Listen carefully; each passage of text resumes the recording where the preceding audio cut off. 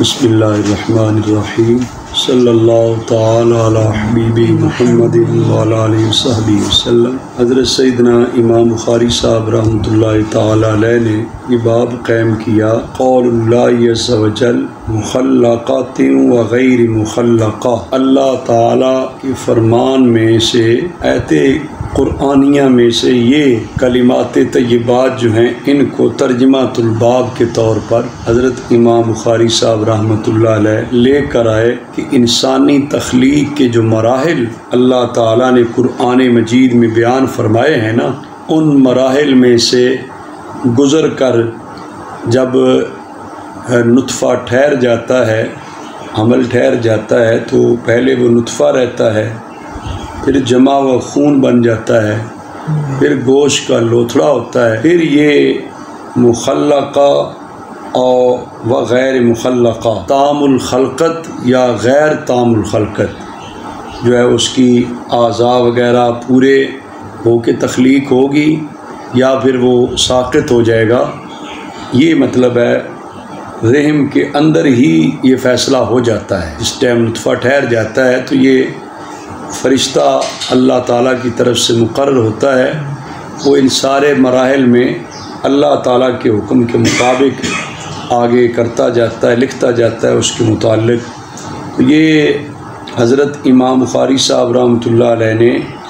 کتاب الحیض کے تحت یہ حدیث پاک لے کر آئی، جس میں شارحین حدیث تو کہتے ہیں اس میں کوئی واضح طور پر تو اس طرح کی مناسبت ترجمۃ الباب یا اس کتاب الحیض کے ساتھ اس کی نہیں ملتی، لیکن اتنی بات یہ ہے کہ ایام حمل میں جو حیض کا خون ہوتا ہے وہ بچے کی غذا بن جاتا ہے۔ یہ اللہ تعالیٰ کی طرف سے سسٹم ہے کہ جو پہلے خواتین کو ماہواری کا خون آتا ہے، جب حمل ٹھہر جاتا ہے تو وہی خون جو ہے اس بچے کے لیے وہ غذا کا کام دیتا ہے۔ تو یہ اس طرح کر کے اس کی مناسبت ترجمۃ الباب کے ساتھ پائی جاتی ہے۔ حضرت سیدنا امام بخاری صاحب رحمۃ اللہ علیہ نے اپنی سند کے ساتھ اس ترجمۃ الباب کے تحت جو حدیث پاک ذکر کی، اس کے راوی حضرت سیدنا انس بن مالک رضی اللہ تعالی عنہ ہیں، جو نبی پاک صلی اللہ علیہ وآلہ وسلم سے روایت لیتے ہیں کہ آپ صلی اللہ علیہ وسلم نے ارشاد فرمایا، ان اللہ تبارک و تعالی وکل بالرحم ملکا، بے شک اللہ تبارک و تعالی نے رحم پر ایک فرشتے کو موکل فرمایا، مقرر فرمایا ہے۔ اللہ تعالیٰ نے رحم جب ٹھہر جاتا ہے، حمل ٹھہر جاتا ہے، استقرار پا جاتا ہے، تو اللہ تبارک و تعالیٰ کے حکم سے ایک فرشتہ مقرر ہو جاتا ہے، ایک فرشتہ مقرر ہو جاتا ہے۔ یقول، وہ عرض کرتا ہے، یا رب نطفہ، اے میرے رب اب نطفہ ہے، اب نطفہ ہے۔ اور یہ پہلا انسانی پیکر کا گویا کہ پہلا مرحلہ آیا تخلیق انسان کا کہ نطفہ ہوتا ہے 40 دن تک۔ پھر یا رب علقہ، پھر یہ فرشتہ عرض کرتا ہے، میرے رب اب جو ہے یہ جمع ہوا خون، علقہ کیا ہے؟ جمع ہوا خون بنتا ہے۔ پھر جو ہے عرض کرتا ہے فرشتہ، یا رب مضغہ، اے میرے رب اب کیا ہے؟ یہ جو ہے وہ گوشت کا لوتھڑا ہے، گوشت کا یہ 40 اور 40 کتنے ایام ہو گئے؟ 120 ہاں، یہ 120 ایام گزرتے ہیں، اس کے بعد جو ہے اس کے اندر روح ڈالی جاتی ہے۔ سمجھ آ رہی ہے؟ یہ جب بن جاتا ہے، گوشت کا لوتھڑا ہو جاتا ہے، پھر آقا حضور علیہ السلام نے فرمایا، فَإِذَا أَرَادَ اللَّهُ أَن يَقْضِيَ خَلْقَهُ، جو ہے نا، پس جب اللہ تعالیٰ اس کی تخلیق کا ارادہ فرمائے، اللہ تعالیٰ اس کی تخلیق کا ارادہ فرمائے، تو اللہ تبارک و تعالیٰ کی بارگاہ میں فرشتہ عرض کرتا ہے، اذکر ام انثی، اے رب اب اس کو مذکر یا مؤنث، مذکر یا کیا لکھنا ہے؟ فرشتہ چونکہ ڈیوٹی دے رہا ہے نا، اللہ تعالیٰ کی طرف سے فرشتہ مقرر ہے، وہ اپنی ڈیوٹی دے رہا ہے کہ اب جب اس پہ روح ڈالی جاتی ہے تو پھر اس کا یہ فیصلہ کہ اس کو مذکر رقم بنانا ہے یا اس کو مؤنث بنانا ہے. شقی ام سعید، شقی، ہاں یہ شقی ہے شقاوت والا بدبخت ہے، یا سعید سعادت مند ہے، یا سعید ہاں یہ فرشتے پوچھ کے اس کے بارے میں فرشتہ جو ہے اللہ تعالیٰ سے پوچھ کے لکھ لیتا ہے. فمر رزق، اس کا رزق کتنا ہے، اس کا ہاں اللہ اکبر. یہ ابھی انسانی تخلیق کے ابتدائی مراحل میں انسان ہوتا ہے تو یہ ساری چیزیں لکھی جا چکی ہیں. ہاں اس کا رزق کیا ہے، اور ومل اجل، اس کی عمر کتنی ہوگی، اس کی عمر کتنی ہوگی. یہ ساری چیزیں آقا حضور علیہ السلام نے فرمایا فَيَكْتُبُ فِي بَطْنِ أُمِّهِ، وہ فرشتہ اس نطفہ کے بارے میں جو حمل ٹھہرا استقرار پایا اس کے متعلق یہ ساری چیزیں ماں کے پیٹ میں ہی لکھ لیتا ہے، ماں کے ہاں. اب بھی تو کہتے ہیں کہ بندے کو رزق کی اتنی فکر نہیں کرنی چاہیے، رازق اللہ تعالیٰ ہے اور بندے کا رزق مقرر ہے، بندے کا رزق ہاں بندے کو چاہیے کہ دیانتداری کے ساتھ رزق حلال کمائے، کوشش اور جد و جہد کرے، لیکن جو ہے اللہ تعالیٰ کی ذات پہ توکل اور بھروسہ رکھے اور ناجائز نہ کمائے، حرام کا نہ کمائے، اور جس کے پاس بظاہر تھوڑا بھی ہے تو وہ بھی شکوہ شکایت نہ کرے. یہ مقرر ہے جو اللہ تبارک و تعالیٰ کی طرف سے وہ نصیب ہو جائے گا، حرص ہوس اور لالچ میں نہ پڑے. تو یہ چیزیں جو ہیں وہ ماں کے پیٹ میں ہی ہوتا ہے، بچہ تو لکھی جا چکی ہوتی ہے، اس کی کتنی عمر ہے، اس کا رزق کتنا ہے، شقی ہے یا سعید، شقی ہے یا سعید، مذکر ہے یا مؤنث، یہ چیزیں لکھی جاتی ہیں. تو یہ رب تبارک و تعالیٰ کے پیارے حبیب علیہ السلام نے انسان کی تخلیق کے جو مرحلے ہیں، نطفہ، پھر علقہ، پھر مضغہ، پہلے نطفہ پھر علقہ اور پھر قرآن مجید میں بھی اللہ تبارک و تعالیٰ نے یہ مراحل بیان کی. یہ مراحل انسان کو اپنی حقیقت دیکھنی چاہیے، وہ کیا ہے، نطفہ ہی ہے نا، ایک نطفے سے آگے جمع و خون بنا، آگے جناب لوتھڑا بنا، پھر تکبر کس بات کا، اپنی اصل کو دیکھے، حقیقت کو دیکھے تو کس بات کا تکبر کرتا ہے، چیز کیا ہے،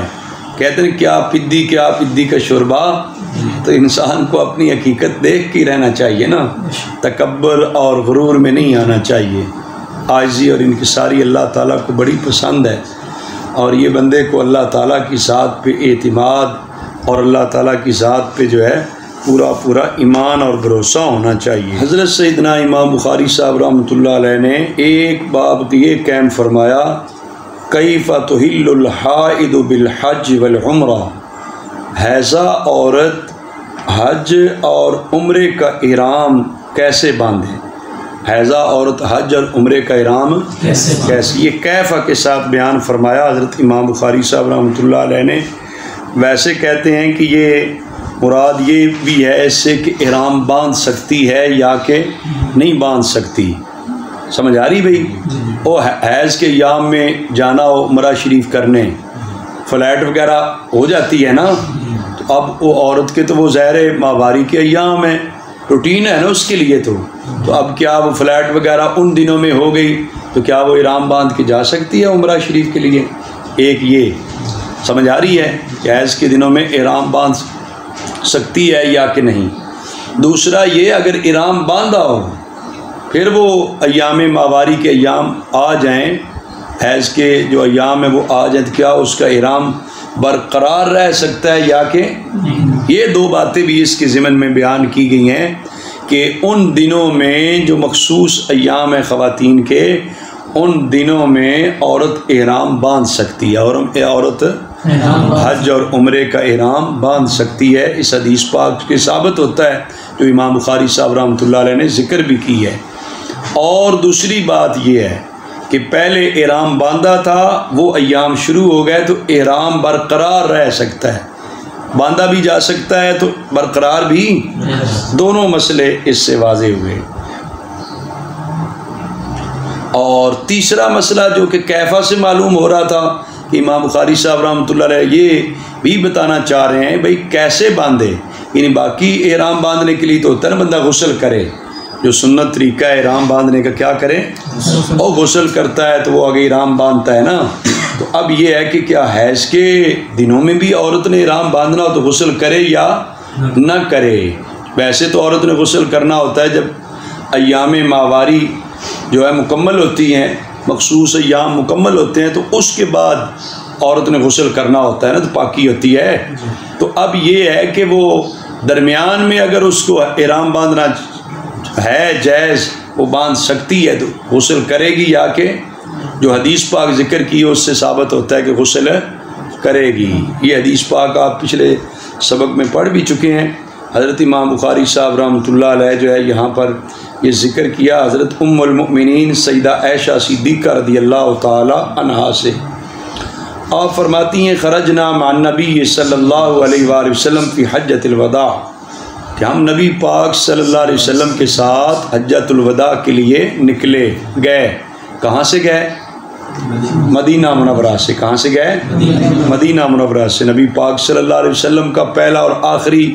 ایک ہی حج مبارک ہے نا، مدینہ منورہ سے حضور علیہ السلام تشریف لے گئے۔ تو حضرت عائشہ صدیقہ رضی اللہ عنہ فرماتی ہم بھی آپ کے ساتھ گئے حجۃ الوداع کے موقع پر۔ فَمِنَّا مَنْ أَحَلَّ بِعُمْرَةٍ وَمِنَّا مَنْ أَحَلَّ بِحَجٍ، فرماتی ہیں ہم میں سے بعض تو ایسے جنہوں نے صرف عمرے کا احرام باندھا، مدینہ منورہ سے جاتے وقت کرنا حج ہی تھا لیکن عمرہ بھی کر سکتے تھے نا، حضور علیہ السلام نے اختیار بھی دیا کہ جو عمرے کا احرام باندھنا چاہتا ہے عمرے کا احرام باندھ لے، وہاں پہنچ کے عمرہ کرے گا احرام کھول دے گا، پھر جب حج کے دن شروع ہوں گے تو پھر کیا کر لے گا، وہاں سے ہی حج کا احرام باندھ کے حج کر لے گا۔ سمجھ آ رہی ہے؟ اور جو یہ چاہے کہ حج کا کرے، حج کا احرام باندھے، وہ حج کا احرام باندھ لے۔ میں نے پچھلے سبق میں بھی بتایا نا کہ عمرے کا احرام باندھ کے جانا، وہاں جا کے 2-3 گھنٹوں میں عمرہ ہو جاتا ہے نا، پھر باقی جو 10 دن یا 20 دن 40 دن لوگ لیتے ہیں وہ کیا کرنا ہے، وہاں پہ عبادت بندگی ہے نا، طواف کعبہ ہے، زیارت کعبہ ہے، تلاوت ہے، نماز ہے، تو اور بھی مطلب ہے اس میں وہ حج کے ایام سے پہلے جو رہے گا تو وہ پھر اتنے دن رہنے کے لیے احرام کی پابندیاں بھی تو ہوتی ہیں نا، تو وہ پھر یہ جا کر عمرہ کرے، 2-3 گھنٹے لگیں عمرہ شریف کر کے احرام کھول دے گا، اپنے لباس میں ملبوس ہو جائے گا نا، احرام کی پابندیاں پھر اس پہ نہیں رہیں گی، تو پھر حج کے ایام میں پھر دوبارہ حج کا احرام باندھ لے۔ یہ حضور علیہ السلام، اس کو کہتے ہیں حج تمتع، اس کو کیا کہتے ہیں؟ یہ حضور علیہ السلام کی اجازت سے ہوا۔ حضرت عائشہ صدیقہ رضی اللہ عنہ کا حج مبارک جو تھا وہ حج تمتع تھا۔ پاکستان سے جانے والے جو اکثر حجاج کرام ہیں تقریباً وہ حج تمتع ہی کرتے ہیں۔ لوگ تو کہتے ہیں ہم حج کے لیے جا رہے ہیں، حج کے لیے لوگ ان کو الوداع کرتے ہیں، لیکن جو یہاں سے احرام باندھ کے جاتے ہیں وہ عمرے شریف کا باندھ کے جاتے ہیں۔ سمجھ آ رہی ہے؟ حج کا پھر وہاں جا کر پہنچتے ہیں تو حج کے دن شروع ہوتے ہیں 8 ذوالحج شریف سے، تو پھر وہ آگے جو ہے وہ احرام حج کا باندھ کے مینا، مزدلفہ، عرفات شریف جاتے ہیں، تو وہ حج بیت اللہ شریف۔ اور یہ اجازت تھی رسول اللہ صلی اللہ علیہ وسلم کی طرف سے نا، جو چاہے عمرے کا باندھ لے، جو چاہے حج کا باندھ لے۔ حضرت عائشہ صدیقہ رضی اللہ عنہ فرماتی ہم مکہ مکرمہ آئے، رسول اللہ صلی اللہ علیہ وسلم نے یہ ارشاد فرمایا جس نے عمرے کا احرام باندھا تھا اور ہدی ساتھ لے کر نہیں آیا تو چاہیے کہ وہ احرام کھول دے، اور جو عمرے کا احرام باندھا اور ہدی بھی لے کر آیا وہ نہ کھول لے یہاں تک کہ وہ اپنی ہدی قربان کر لے، یہاں تک کہ اپنی ہدی قربان کر لے۔ اور جس نے حج کا احرام باندھا ہے فَلْيُتِمَّ حَجَّهُ، وہ اپنا حج مکمل کرے، پورا کرے۔ حضرت سیدہ عائشہ صدیقہ رضی اللہ عنہ فرماتی ہیں فَحِدْتُ، مجھے حیض شروع ہو گیا، فَلَمْ أَزَلْ حَائِضًا حَتَّى كَانَ يَوْمَ عَرَفَةٍ، فرماتی ہیں کہ مجھے حیض ہی رہا یہاں تک کہ یوم عرفہ آ گیا۔ احرام باندھا ہوا تھا، حیض شروع ہو گیا تو احرام باقی رہا، احرام باقی رکھا نا، سمجھ آ رہی ہے؟ پھر دن آ گیا یوم عرفہ کا، ظاہر ہے کہ حج کے دن شروع ہو گئے۔ پھر فرماتی ہیں کہ میں نے جو احرام باندھا ہوا تھا چونکہ صرف عمرے شریف کا باندھا تھا، مجھے نبی پاک صلی اللہ علیہ وسلم نے حکم دیا کہ میں اپنا سر کھول دوں، سمجھ آ رہی ہے؟ اور کنگھی کر لوں اور حج کا احرام باندھ لوں اور حج کا احرام باندھ لوں، یہ مجھے حضور علیہ السلام نے حکم دیا، اور عمرہ چھوڑ دوں، عمرہ عمرہ جو ہے احرام باندھ کے تو آئی، آگے وہ طواف کعبہ وغیرہ نہیں کر سکتی تھی کہ حیض کے ظاہر شروع ہو گیا، تو وہ پھر حیض کی وجہ سے عورت مسجد حرام شریف میں تو نہیں جا سکتی، بیت اللہ شریف تو مسجد حرام شریف کے اندر ہے نا، مسجد سے گزر کے جانا پڑتا ہے طواف کعبہ کے لیے، مسجد کے اندر ہے خانہ کعبہ شریف، تو وہ پھر اس وجہ سے عمرہ مکمل تو نہ ہوا، لیکن حج کے ایام شروع ہوئے تو آپ نے فرمایا کہ پچھلا احرام کھول دیا جائے جو عمرے کا تھا، آگے حج کا احرام باندھ لیا جائے۔ فرماتی ففعلت ذالک، میں نے ایسے ہی کیا، حضور علیہ السلام کے حکم کے مطابق حج کا احرام باندھ دیا، حتیٰ قضیت حجتی، یہاں تک کہ میں نے حج اپنا پورا کر لیا، حج اپنا پورا کر لیا۔ فبعث معی عبد الرحمن ابن ابی بکر، تو حضور علیہ السلام نے میرے ساتھ میرے بھائی حضرت عبد الرحمن بن ابی بکر صدیق رضی اللہ تعالیٰ عنہما کو بھیجا، فَأَمَرَنِي أَنْ أَعْتَمِرَ مَكَانَ عُمْرَتِي مِنَ التَّنْعِيمِ، اور مجھے حکم یہ دیا حضور علیہ السلام نے کہ میں عمرہ جو میرا رہ گیا تھا نا، عمرہ حج سے پہلے جو میرا پورا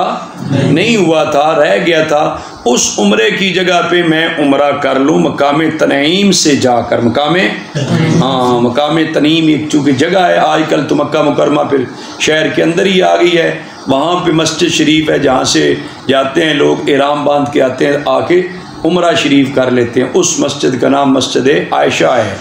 سمجھ آ رہی ہے؟ جو لوگ وہاں پہ زیادہ دن ٹھہرتے ہیں وہ لوگ پھر وہاں سے جاتے ہیں، احرام باندھ کے آتے ہیں، تو آ کے دوسرا عمرہ، پھر تیسرا، پھر چوتھا، اس طرح پھر زیادہ عمرے شریف بھی کر لیتے ہیں۔ تو اس میں نبی پاک صلی اللہ علیہ وآلہ وسلم نے سیدہ عائشہ صدیقہ رضی اللہ عنہا کے ساتھ یہ رہنمائی فرمائی، چونکہ جب آپ کو رستے میں حیض شروع ہوا تھا تو آپ رو رہی تھی نا، سمجھ آ رہی ہے؟ تو پھر آپ کا یہ تھا افسوس کہ میرا عمرہ رہ گیا، باقی لوگوں نے عمرہ کر لیا،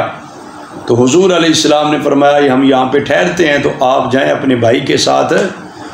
سمجھ آ رہی ہے، مقام تنعیم سے عمرہ کر کے۔ اس سے پتہ چلتا ہے کہ کوئی عبادت یا کلاس یا تعلیم، کوئی نیکی عبادت بندگی کا پروگرام بندے سے مس ہو جائے تو اسے افسوس ہونا چاہیے، اسے افسوس ہونا چاہیے، اور اس کی کمی کو پورا کرنے کے لیے تگ و دو اور کوشش کرنی چاہیے، تگ و دو اور کوشش کرنی چاہیے۔ باقی نفس مسئلہ جو میں نے شروع میں بیان کر دیا، جو امام بخاری صاحب رحمۃ اللہ علیہ جس بنیاد پہ یہ ترجمۃ الباب قائم کیا تھا کہ حیضہ عورت کیسے احرام باندھے، مطلب یہ ہے کہ اگر حیض کے ایام ہیں تو ان میں احرام باندھ بھی سکتی ہے، اگر پہلے حالت طور پہ احرام باندھا تھا، بعد میں حالت احرام میں حیض شروع ہو گیا تو احرام اپنا باقی رکھ سکتے، اپنا احرام صرف جو ہے سیدہ عائشہ صدیقہ رضی اللہ عنہ کا معاملہ تھا، وہ کیا تھا کہ وہ عمرہ شریف پورا نہیں کر پاتی تھی، نہیں کر سکتی تھی، اس لیے کہ عمرہ شریف کا ایک اہم رکن جو ہے وہ کیا ہے، طواف کعبہ، وہ جب مسجد شریف میں جا ہی نہیں سکتی تھی، طواف کعبہ کر نہیں سکتی تھی، اس وجہ سے آپ کا وہ عمرہ مکمل نہ ہوا، لیکن حج مکمل ہو گیا۔ حج کس طرح مکمل ہوا کہ آپ ایک تو حج کے جو ارکان ہیں وہ مینا، مزدلفہ، عرفات شریف، ان میدانوں میں جانا ہے، تو میدانوں میں جانے کے لیے عورت کے ایک مخصوص ایام میں ہونے میں کوئی حرج نہیں ہے۔ باقی دوسری بات یہ ہے کہ پھر آپ کا وہ جو ایام ماواری تھے وہ ختم ہو گئے، سمجھ آ رہی ہے، حالت حیض ختم بھی ہو گئی، اور حج میں کے اندر بھی طواف کعبہ ہوتا ہے، سمجھ آ رہی ہے، 10 ذو الحج شریف کو وہ طواف کعبہ کرنا ہوتا ہے، تو اس وقت آپ جو ہے وہ حالت طور میں آ چکی تھی، حالت حیض ختم ہو چکا، آپ نے وہ طواف کعبہ کر کے حج مکمل کر لیا تھا، سمجھ آ رہی ہے۔ تب بھی جو ہے یہ 14ویں کی رات جو لیلۃ الحسبہ ہے، اس رات کو آقا حضور علیہ السلام نے ان کو اجازت دی کہ آپ جائیں اور جا کر اپنا عمرہ بھی کر لیں۔ دعا ہے کہ اللہ تبارک و تعالی مجھے اور آپ سب کو صحیح معنوں میں فہم حدیث شریف نصیب فرمائے۔ آخر دعوانا الحمدللہ۔